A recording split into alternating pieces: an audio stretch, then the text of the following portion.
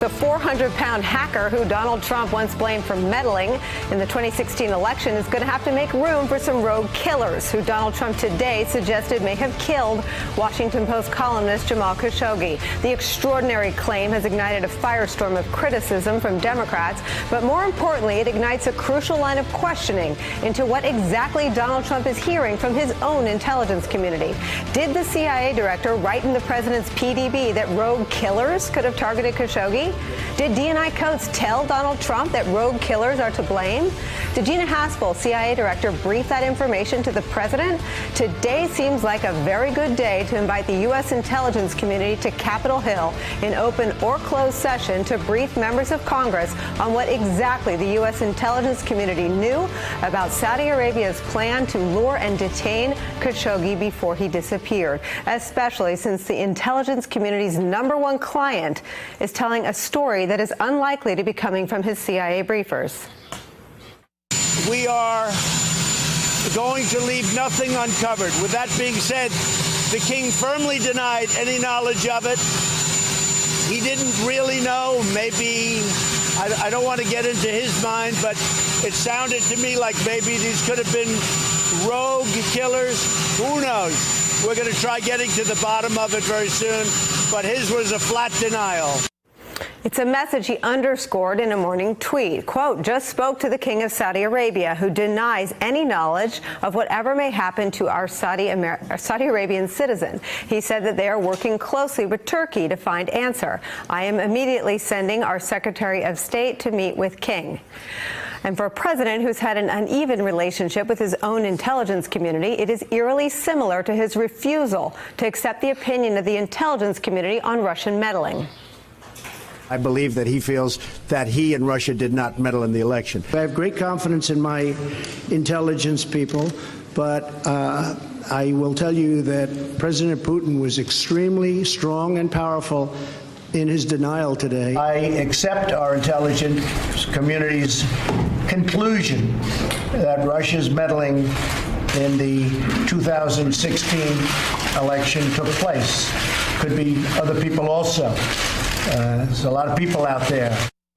Democrats responded with biting criticism. Here's one, Senator Chris Murphy of Connecticut, who tweeted, quote, been hearing the ridiculous rogue killers theory was where the Saudis would go with this. Absolutely extraordinary. They were able to enlist the President of the United States as their PR agent to float it. And here's Virginia's Tim Kaine tweeting, quote, President Trump's response to Jamal Khashoggi's disappearance reveals a man more willing to trust authoritarian leaders than reliable intelligence. It's insulting to Jamal's family and colleagues that this is what's coming out of the world's most powerful office.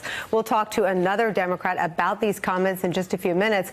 But before that, let's hear from our reporters and friends. Former acting director of the CIA, John McLaughlin, joins us. Washington Post White House bureau chief Phil Rucker, Associated Press White House reporter Jonathan Lemire, and John Heilman, co-host and executive producer of Showtime's The Circus, and an NBC and MSNBC national affairs analyst, joins the table. Let me start with you, Director McLaughlin. Take me through what it says that time and time again, the president's reflexive response to any sort of crisis is to trust the authoritarian leader telling him something on the phone before and above his own intelligence community.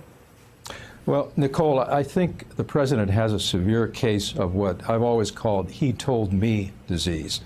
In other words, many policymakers have this reaction when a foreign leader lies to them or tells them a story that may not be true.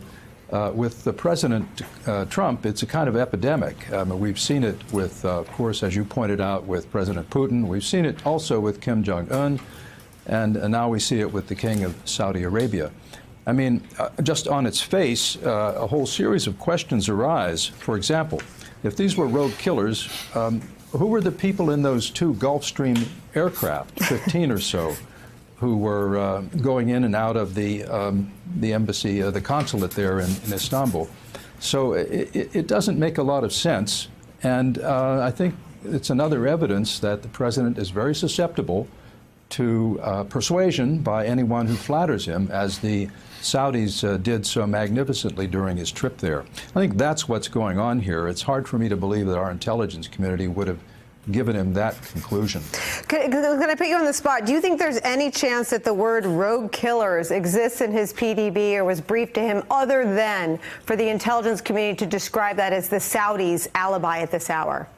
Well, of course, Nicole, I don't know, but I would doubt it. It may be a theory going around. Of course, one theory going around is that this was intended to be some other kind of operation, a rendition operation or something like that, where they were to swoop in and take him away, and it went bad. And I could construct a scenario under which that could happen.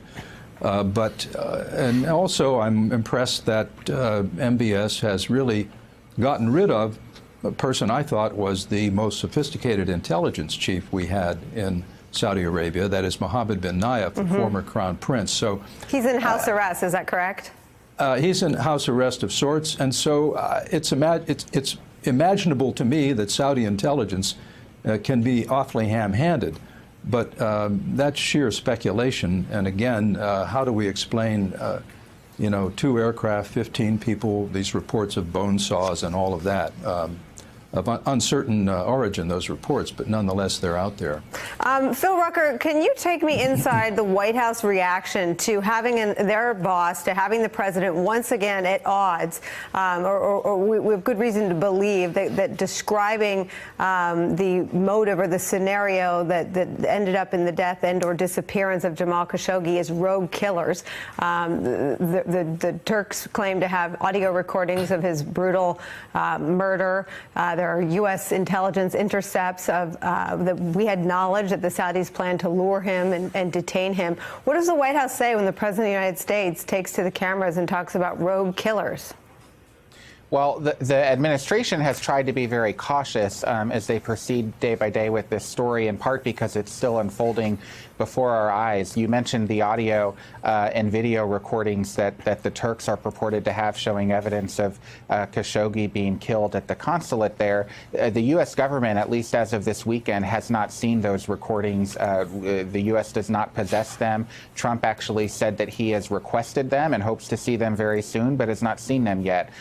So they're not getting all the information that they need from our partners in Turkey. They certainly don't seem to be getting the full version of the truth from the Saudis. But again, what you have is the president sort of taking a foreign leader at his word, even though there are indications in the U.S. intelligence report that he's been seen, that he has seen and that we've been reporting on for several days, that there's much more to the story than the denial that King Salman gave him. Hey there, I'm Chris Hayes from MSNBC. Thanks for watching MSNBC on YouTube. If you want to keep up to date with the videos we're putting out, you can click subscribe just below me or click over on this list to see lots of other great videos.